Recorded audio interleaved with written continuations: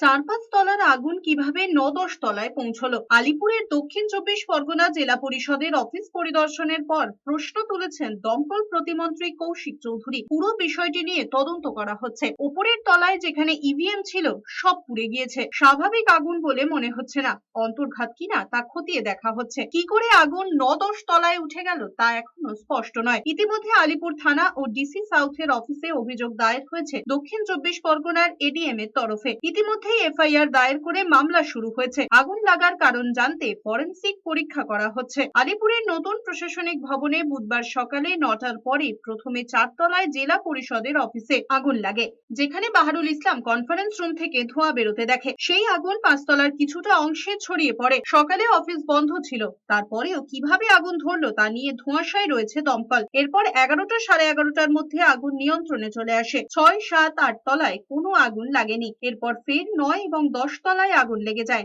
৯ তলায় mid day মিল section এবং সেখান থেকে ১০ তলার আলিপুর সদরের স্ট্রং রুম রয়েছে। সেখানে কিভাবে আগুন ছড়িয়ে পড়েছে তা নিয়ে প্রশ্ন তুলেছে বিজেপি। কেন্দ্রীয় মন্ত্রী সুকান্ত মজুমদার বলেছেন, আগুন লাগার ঘটনায় নাশকতার সম্ভাবনা থাকতে পারে। বিজেপি নেতা রাকেশ সরাসরি অভিযোগ করেছেন, তথ্য প্রমাণ লোপাটের জন্যই পরিকল্পিতভাবে আগুন লাগানো হয়েছে। বাদবাকি আর কোনো ফ্লোরে আগুনের কোনো চিহ্ন নেই। হঠাৎ করে কেন ওই ফ্লোরে লাগলো? এবং আমাদের খুব ইম্পর্টেন্ট ফ্লোর ওটা, ওখানে ইভিএম ছিল, ডিএফও অফিস ছিল, তারপরে Sarva Shiksha mission, mid day meal, horticulture এগুলোর অফিস ছিল, এবং 8 and 9 ফ্লোরে আমাদের ইলেকশন রিলেটেড অফিস, যেগুলো আপনার ইভিএম সেগুলো ছিল না। ওখানে 10টা বিধানসভা কেন্দ্রে আর প্রায় 4,000-এর মতো ইভিএম, সেগুলো সব নটা।